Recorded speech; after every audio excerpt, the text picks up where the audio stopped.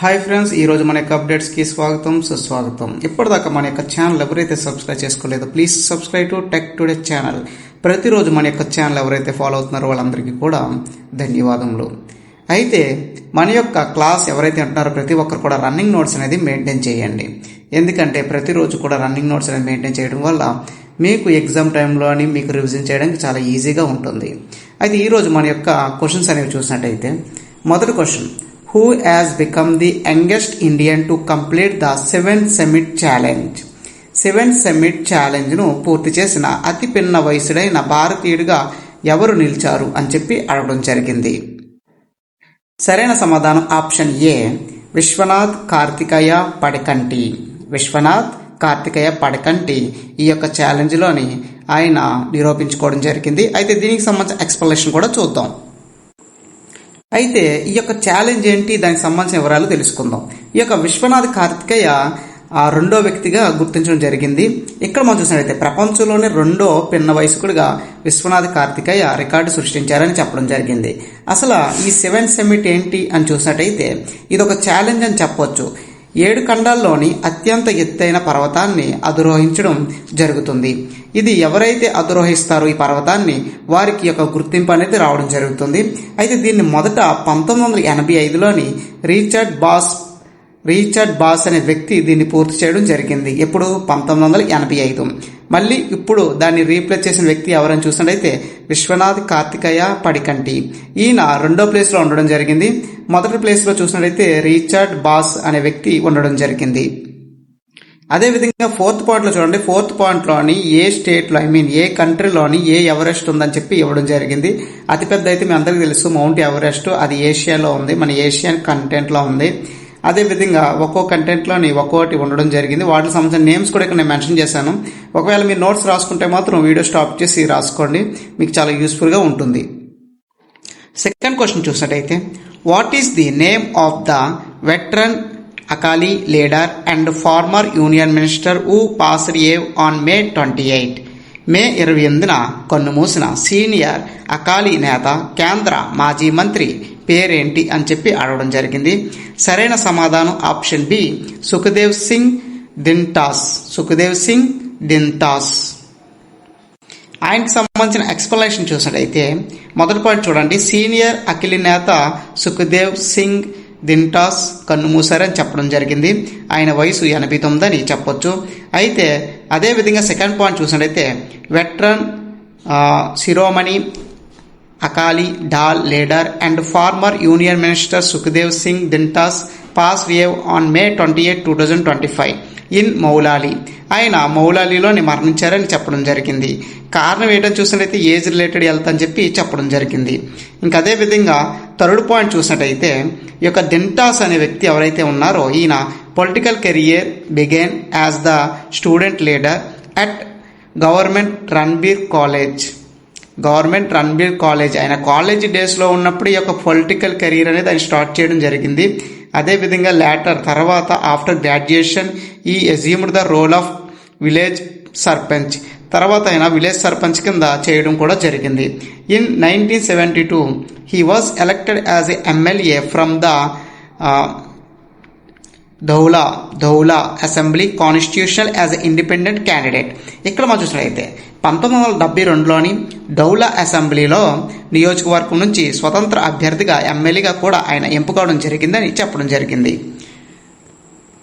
అయితే ఇక్కడ మనం చూసినట్టయితే ఈయన కాలేజీలోనే ఈయన యొక్క పొలిటికల్ కెరీర్ అని స్టార్ట్ చేయడం జరిగింది. ఆఫ్టర్ గ్రాడ్యుయేషన్ ఈయన సర్పంచ్ కింద పోటీ చేయడం జరిగింది. తర్వాత ఈయన 1972లోని ఎమ్మెల్యే కింద ఇండిపెండెంట్ క్యాండిడేట్ కింద ఆయన స్వతహాగా ఎన్నికవడం కూడా జరిగిందని చాలా క్లియర్గా చెప్పడం జరిగింది. అయితే ఈయన ఏ పార్టీకి సంబంధించిన వ్యక్తి అని చెప్పి మనకి క్వశ్చన్ అనేది అడగడం జరుగుతుంది. ఇక్కడ సెకండ్ పాయింట్లో చూడండి. సెకండ్ పాయింట్లో చూస్తే వెటరన్ శిరోమణి అకాలా డాల్ లీడర్ అని చెప్పి చెప్పడం జరిగింది. ఇంకా థర్డ్ క్వశ్చన్ చూసినట్టయితే international Everest day 2025 is celebrated on which date? ప్రతి ఏటా కూడా ఇంటర్నేషనల్ ఎవరెస్ట్ డే అనేది ఏ రోజున జరుపుకుంటారని చెప్పి అడగడం జరిగింది. సరైన సమాధానం 29 మే. ఆల్రెడీ దీనికి సంబంధించిన బిట్ అనేది రిపీట్ అవ్వడం జరిగింది. ఇది మళ్ళీ రెండోసారి రావడం జరిగింది 29th మే. ఎక్స్ప్లెనేషన్ చూసినట్టయితే అంతర్జాతీయ ఎవరెస్ట్ దినోత్సవం ప్రతి సంవత్సరం May 29 జరుపుకుంటారు. సెకండ్ పాయింట్ చూడండి, 1953లోని న్యూజిలాండ్కు చెందిన సార్ ఎడ్విన్ ఎల్లర్ అనే వ్యక్తి మొట్టమొదటిసారి ఈ యొక్క మౌంట్ ఎవరెస్ట్ అనేది అధిరోహించడం జరిగింది.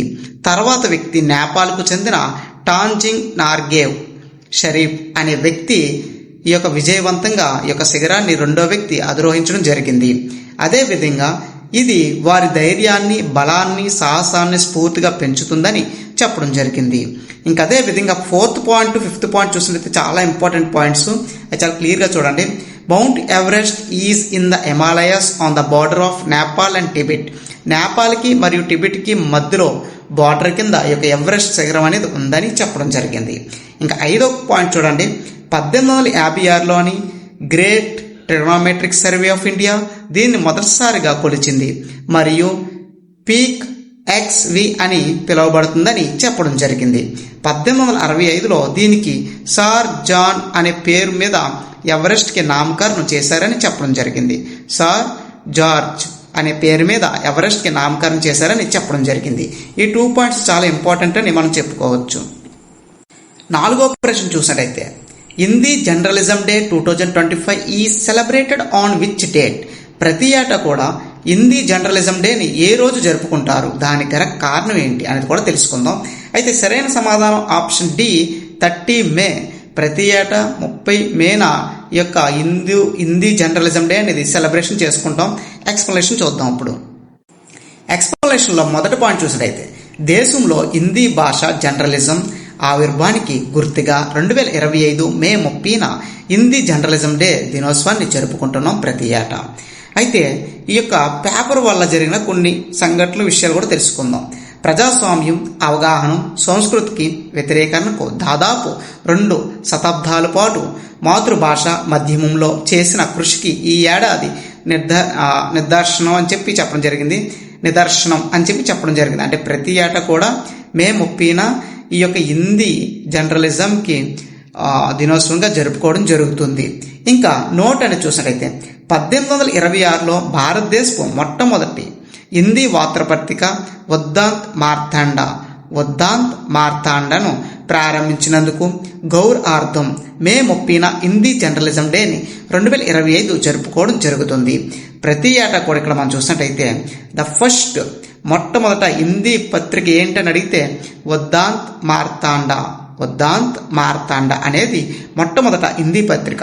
ఇది 1826లో ప్రారంభించారు. ప్రతి ఏటా కూడా మే 30న హిందీ జర్నలిజం డే అని జరుపుకోవడానికి ఇదొక కారణమని మనం చెప్పవచ్చు. 5th క్వశ్చన్ చూసినట్టయితే, who received the global India of the year award from the Canada India foundation? దీనికి సంబంధించిన సరైన సమాధానం చూసే ముందు, కెనడా ఇండియా ఫౌండేషన్ నుంచి global Indian of the year award అందుకుంది ఎవరు? ఇక్కడ రైట్ సైడ్ పిక్చర్లో చాలా క్లియర్గా ఇచ్చాం. ఆయన ఎవరనేది మీకు అర్థమైపోయి ఉంటుంది. సరైన సమాధానం ఆప్షన్ బి సద్గురు. దీనికి సంబంధించిన ఎక్స్ప్లెనేషన్ కూడా చూద్దాం. మొదటగా మనం చూసినట్టయితే ప్రముఖ ఆధ్యాత్మిక నాయకుడు, ఈషా ఫౌండేషన్ స్థాపకుడు అయిన సద్గురు కెనడా ఇండియా ఫౌండేషన్ నుంచి global Indian of the year అవార్డును అందుకున్నారు. ఇంకా సెకండ్ పాయింట్ చూసినట్టయితే, మానవ చైతన్యం, పర్యావరణ పరిరక్షణపై అవగాహన కల్పించడంలో ఆయన చేసిన కృషికి గాను ఆయనకు ఈ యొక్క అవార్డు లభించిందని చెప్పడం జరిగింది. This award was given to him for his strong effort in spreading awareness about human conservation and environment protection. ఇంకా థర్డ్ పాయింట్ చూసినట్లయితే, the award was the first announced in October. మొట్టమొదటిగా ఈ యొక్క అవార్డుని అక్టోబర్లో ప్రకటించారని చెప్పడం జరిగింది. 6th క్వశ్చన్ చూసినట్లయితే, హూ లాంచ్డ్ ద వీక్షిత్ కృషి సంకల్ప అభియాన్ టు మోడరైజ్డ్ ఇండియన్ అగ్రికల్చర్? భారత వ్యవసాయ ఆధునీకరించడానికి వీక్షిత్ కృషి సంకల్ప అభియాన్ ఎవరు ప్రారంభించారు? సరైన సమాధానం ఆప్షన్ ఏ నరేంద్ర మోదీ. ఎక్స్ప్లెనేషన్ చూద్దాం. ఎక్స్ప్లెనేషన్లో మొదటి పాయింట్, భారత వ్యవసాయాన్ని ఆధునీకరించడానికి ప్రధాని మోదీ దీన్ని ఏర్పాటు చేశారని చెప్పడం జరిగింది. దీని పేరే వీక్షిత్ కృషి సంకల్ప అభియాన్ని లాంచ్ చేశారు. అయితే ఈ యొక్క క్యాంపేజ్ ఏదైతే ఉందో సెకండ్ పాయింట్ చూడండి, is scheduled to span 12-15 days, అంటే 12 నుండి 15వ తారీఖు వరకు, during which 2000 experts team will reach out to farmer across over 1700 districts. 12 నుంచి 15 రోజుల పాటు జరిగే ఈ క్యాంపులోని 2000 నిపుణుల బృందం 700 జిల్లాలకు రైతులు చేరువవుతాయని చెప్పడం జరిగింది. ఇంకా థర్డ్ పాయింట్ చూసినట్లయితే ఈ బృందంలో శాస్త్రవేత్తలు, వ్యవసాయ నిపుణులు, అధికారులు, అభ్యుద రైతులు ఉంటారని చెప్పడం జరిగింది. Progressive farmers. 7వ ప్రశ్న చూసినట్లయితే who has been appointed as the managing director of Hitachi India. Hitachi India managing డైరెక్టర్గా ఎవరు నియమితులయ్యారు? సరైన సమాధానం ఆప్షన్ బి ఎన్ వేణు రీసెంట్గా మేనేజింగ్ డైరెక్టర్ ఆఫ్ ఐటాచీ ఇండియాకి ఆయన మేనేజింగ్ డైరెక్టర్ అవ్వడం జరిగింది. ఎక్స్ప్లెనేషన్ చూసినట్టయితే ఈ యొక్క Hitachi India as announced the N Naveen will become the new managing director of the company starting from June 2, 2025. Hitachi India కొత్త మేనేజింగ్ డైరెక్టర్గా ఎస్ వేణు 2025 జూన్ 2 నుంచి బాధ్యతలు చేపట్టనున్నారని చెప్పడం జరిగింది. ఇంకా సెకండ్ పాయింట్ చూసినట్లయితే this major leadership change follow the promotion of Bharat Kaushal who will become the executive chairman of Hitachi India from April 1, 2025. April 1, 2025 నుండి ఐటాచీ ఇండియన్ ఎగ్జిక్యూటివ్ చైర్మన్గా భారత్ కౌశల్ దీనికి ప్రధాన నాయకత్వం వహిస్తారని చెప్పడం జరిగింది. థర్డ్ పాయింట్ చూసినట్లయితే his goal is to supported Hitachi new management plan called Inspire 2027, which focus on growing through the digital technology. Digital technology ద్వారా వృద్ధిపై దృష్టి సారించి ఇన్స్పైర్ 2027 అనే పిలువబడే ఐటాచీ యొక్క కొత్త నిర్వహణ ప్రణాళికను మద్దతు ఇవ్వడం అతని లక్ష్యమని ఆయన చెప్పుకోవడం జరిగింది. ఇంకా 8వ క్వశ్చన్ చూసినట్టయితే who has been appointed as the new brand ambassador of Hawk eyewear in India. Hawk eyewear India brand అంబాసిడర్గా ఎవరు నియమితులయ్యారు అని చెప్పి అడగడం జరిగింది. సరైన సమాధానం option A Shahid Kapoor new brand అంబాసిడర్గా ఉండడం జరిగింది. హోక్ హైవేర్ కళ్ళద్దాలకి సంబంధించి బ్రాండ్ అంబాసిడర్ కింద షాహిద్ కపూర్ ఉండడం జరిగింది. ఎక్స్ప్లెనేషన్ కూడా చూద్దాం ఏంటనేది. గతంలో ఈ బ్రాండ్కి అంబాసిడర్ కింద తాప్సీ హీరోయిన్ మీ అందరికి తెలిసే ఉంటుంది, తాప్సీ ఉండడం జరిగింది. అయితే ఇప్పుడు దీనికి షాహిద్ కపూర్ అనేది రావడం జరిగిందని వారు చెప్పడం జరిగింది. అయితే దీని గురించి పెద్దగా అడిగేది ఏం లేదు, డైరెక్ట్గా ఒకటే క్వశ్చన్ అడుగుతారు, బ్రాండ్ అంబాసిడర్ ఎవరని. డైరెక్ట్గా మీరు షాహిద్ కపూర్ అని చెప్తే సరిపోతుంది. 9వ క్వశ్చన్ చూసినట్టయితే who has been appointed as the new brand ambassador of Oakley. Oakley యొక్క న్యూ బ్రాండ్ అంబాసిడర్ గా ఎవరిని నియమించబడ్డారు అని చెప్పి అడగడం జరిగింది. ఈ యొక్క ఓక్లీకి సంబంధించి బ్రాండ్ అంబాసిడర్ కింద ఆప్షన్ డి శుభమాన్ గిల్. దీనికి సంబంధించి ఎక్స్ప్లెనేషన్ కూడా చూద్దాం. అయితే ఇక్కడ ఈ యొక్క ఓక్లీ ఏదైతే ఉందో ఓక్లీ బ్రాండ్ అనేది ఒక సన్ గ్లాసెస్ కంపెనీకి సంబంధించింది. దానికి శుభమాన్ గిల్ నూతన బ్రాండ్ అంబాసిడర్ కింద నియమితులవ్వడం జరిగింది. దీనికి సంబంధించి పెద్దగా అడిగే క్వశ్చన్ అయితే సింపుల్ ఒకటి అడుగుతారు, బ్రాండ్ అంబాసిడర్ ఎవరని చెప్పి. అయితే దానికి సంబంధించి కంపెనీ ఏంటని అడుగుతారు, ఫేమస్ సన్ గ్లాస్ కంపెనీ అయిన ఓక్లీ అని చెప్పొచ్చు. అయితే దానికి సంబంధించి ఇక్కడ మనం చూస్తుంటే Oakley latest campaign called artifact from the future అని చెప్పి చెప్పడం జరిగింది. కళాఖండాలు ఫ్రమ్ ది ఫ్యూచర్ అని చెప్పి తెలుగులో ఉంది. ఓకే ఫ్రెండ్స్, దీనికి సంబంధించి ఎంతకంటే అడిగే అవకాశం అనేది లేదు. ఇంకా 11వ క్వశ్చన్ చూసినట్లయితే which state tourism department will launch a Bodh Yatra from 7 June 2025 which will take tourists to the site associated with a Lord Buddha. 2025 June 2-7 తేదీల మధ్య ఏ రాష్ట్రం పర్యాటక శాఖ బోధ్ యాత్రను ప్రారంభించింది? ఇది బుద్ధి భగవంతుడితో సంబంధం ఉన్న ప్రదేశానికి పర్యాటకుల్ని తీసుకువెళ్తుందని చెప్పడం జరిగింది. సరైన సమాధానం చూసినట్టయితే option B Uttar Pradesh. Uttar Pradesh state government recent గా ఈ యొక్క బోధి యాత్రను ప్రారంభించింది. జూన్ 2, 7 నుండి దీనికి సంబంధించిన యాత్ర స్టార్ట్ అవుతుందని చెప్పడం జరిగింది. దీని లక్ష్యం ఏంటంటే బౌద్ధుడి సందర్శించిన ప్లేసులు ఏవైతే ఉన్నాయో ప్లేసులు మొత్తానికి ఈ యొక్క ట్రావెల్స్ అనేది తీసుకోవడం జరుగుతుందని చెప్పడం జరిగింది. అయితే క్వశ్చన్ ఏ విధంగా అడిగితే చూద్దాం. బోధి యాత్ర మొట్టమొదటి ఎవరు స్టార్ట్ చేశారని అడిగితారు. అది ఉత్తరప్రదేశ్ అని చెప్పొచ్చు. ఉత్తరప్రదేశ్ సీఎం ఎవరు మీ అందరికీ తెలుసు. అదేవిధంగా గవర్నర్ కూడా మీకు తెలుసు కాబట్టి నాకు కామెంట్ బాక్స్ లో మెన్షన్ చేయండి. ఇక్కడ మనం సెకండ్ పాయింట్ చూసినట్టయితే the department as organized the Bodhi Yatra for the delegates of the Mekong Ganga cooperation members countries of Thailand, Cambodia and also PDR, వినేత అండ్ మయన్మార్. ఇక్కడ మనం చూసినట్టయితే ఇందులోని బోర్డ్ ఆఫ్ మెంబర్స్ కింద కోఆపరేషన్ మెంబర్ కంట్రీస్ చూసినట్టయితే థాయిలాండ్, కంబోడియా ఉండడం జరిగిందని చెప్పడం జరిగింది. ఈ mango Ganga cooperation member countries ఇక్కడ మనం చూసినట్లయితే mango Ganga cooperation member countries చూసినట్లయితే థాయిలాండ్, కంబోడియా ఉండడం జరిగింది. థాయిలాండ్, కంబోడియాలో చూసుకున్నట్టయితే ఎక్కువ బౌద్ధుడి గురించి సంబంధించినవి చాలా థింగ్స్ కానీ వాటికి సంబంధించిన ఆనవాల్స్ కానీ చాలా ఎక్కువగా ఉన్నాయని మనం చెప్పొచ్చు. ఇంకా థర్డ్ పాయింట్ చూద్దాం.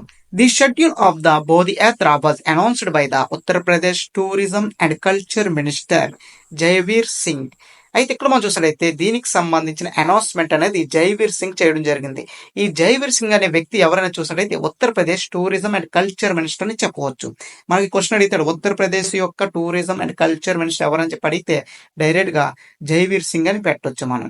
ఇంకా ఫోర్త్ పాయింట్ చూసినట్లయితే the Bodhi Yatra will including 10 delegates each from Thailand, Cambodia, PDR and Vietnam and Myanmar. ఈ దేశాల నుంచి వచ్చే 10 మంది, ఈచ్ 10 మంది అంటే ప్రతి దేశం నుంచి 10 మంది అధికారులు వస్తారా. 10 మంది చేత ఈ యొక్క బోధి యాత్ర అనేది కంటిన్యూ చేయడం, దీన్ని ప్రాసెస్ చేయడం అనేది జరుగుతుందని వారు చెప్పడం జరిగింది. అంటే యాత్రలో పాల్గొంటారు ఒక్కో కంట్రీ నుంచి 10 మంది. మొత్తం ఎన్ని కంట్రీలు ఉన్నా చూడండి, సుమారుగా 5 కంట్రీస్ అనేది ఉండడం జరిగింది. 12వ క్వశ్చన్ చూసినట్టయితే Naga Shankar temple of which state has been named a model temple for the turtle conservation అని అడగడం జరిగింది. ఇక్కడ తెలుగులో చెప్తున్నా చూడండి ఒకసారి. తాబేల్ సంరక్షణకు ఏ రాష్ట్రానికి చెందిన నాగశంకర ఆలయాన్ని మోడల్ టెంపుల్ గా ఎంపిక చేశారు? దీనికి సంబంధించి ఆన్సర్ ఏంటో కూడా మీరు కూడా ఆలోచించండి. సరైన సమాధానం option D Assam. Option D Assam. అస్సాంకి సంబంధించి గవర్నర్ ఎవరనేది నా కామెంట్ బాక్స్ లో మెన్షన్ చేయండి. అయితే నేను మీకు స్మాల్ ఇంటర్వ్యూ ఇస్తాను. ఈ యొక్క అస్సాం గవర్నర్ కి చివరిలో చారి అనే నేమ్ అనేది వస్తుంది. అయితే ఆయన పేరు ఏంటంటే నా కామెంట్ బాక్స్ లో మెన్షన్ చేయండి. అంతలోపు మనం ఎక్స్ప్లెనేషన్ కూడా చూద్దాం. ఇక్కడ మనకి ఎక్స్ప్లెనేషన్ చూసినట్టయితే Nagashankar temple located in Biswanath district in northeast Assam has been named a model temple for the తాబేల్ కన్జర్వేషన్ అని చెప్పొచ్చు. ఎందుకంటే ఇక్కడ మనం చూసినట్లయితే ఈశాన్య అస్సాంలోని విశ్వనాథ్ జిల్లాలో ఉన్న నాగశంకర ఆలయం తాబేల్ సంరక్షణకు మోడల్ టెంపుల్ గా ఎంపికైందని చెప్పొచ్చు.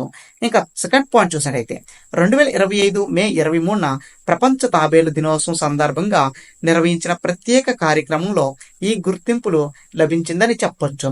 This recognized was given on May 23, 2025 during a special event held on world turtle day అని చెప్పొచ్చు. 13వ క్వశ్చన్. ఇది ఈ రోజు మన క్లాస్ లో చివరి ప్రశ్న చెప్పొచ్చు. Exercise nomadic elephant 2025 is held between India and which country? Exercise సమాచార్ ఏనుగుల 2025 భారతదేశం మరియు ఏ దేశం మధ్య జరుగుతుంది అని చెప్పి అడగడం జరిగింది. సరైన సమాధానం option B Mongolia. Option B Mongolia. ఈ మంగోలియా కంట్రీ అనేది ఎక్కడుంది అని మీ అందరికీ సందేహం రావచ్చు. Mongolia country Nepal China border లో ఉండడం జరిగింది. మంగోలియా అనేది నేపాల్ చైనా బార్డర్ లో ఉందని చెప్పొచ్చు. అయితే ఎక్స్ప్లెనేషన్ చూసినట్లయితే మంగోలియాలోని ఉలానాబాతా 2025 మే 31 నుంచి జూన్ 13 వరకు జరగనున్న Bharat Mongolia joint military exercise 17వ ఎడిషన్లో పాల్గొనేందుకు భారత ఆర్మీ బృందం అధికారికంగా బయలుదేరిందని చెప్పడం జరిగింది. ఇంకా సెకండ్ పాయింట్ చూసినట్లయితే ఈ సంయుక్త శిక్షణ కార్యక్రమం 2 మిత్ర దేశాల మధ్య లోతైన సైనిక సహకారాన్ని ప్రతిబింబిస్తూ మరియు వారి సాయుధ దళాల మధ్య ఊహాత్మక మరియు కార్యాచరణ సమన్వయాన్ని పెంపొందించడానికి లక్ష్యంతో ఈ యొక్క 17వ ఎడిషన్ అయిన military corporation between two friendly joint అని చెప్పడం జరిగింది. ఈ యొక్క ఈవెంట్ పేరు ఏంటని అడిగితారు, joint military exercise nomadic elephant అనే ఒక జాయింట్ మిలిటరీ ఎక్సైజ్ అని జరుగుతుంది. ఇది ఏ దేశాల మధ్య చూస్తే ఇండియా అండ్ మంగోలియాకి. అయితే వీటికి సంబంధించి ఇంకా మరిన్ని అప్డేట్స్ తెలుసుకోవాలని ఉంటే మాత్రం క్లాసెస్ కానీ వినాలనుకుంటే తప్పకుండా మన యొక్క ఛానల్ ఫాలో చేయండి. అలాగే మీ యొక్క స్నేహితులు కూడా షేర్ చేయండి. ఇలాంటి మరిన్ని అప్డేట్స్ కూడా మీకు రావడం జరుగుతుంది. Thank you for watching this video.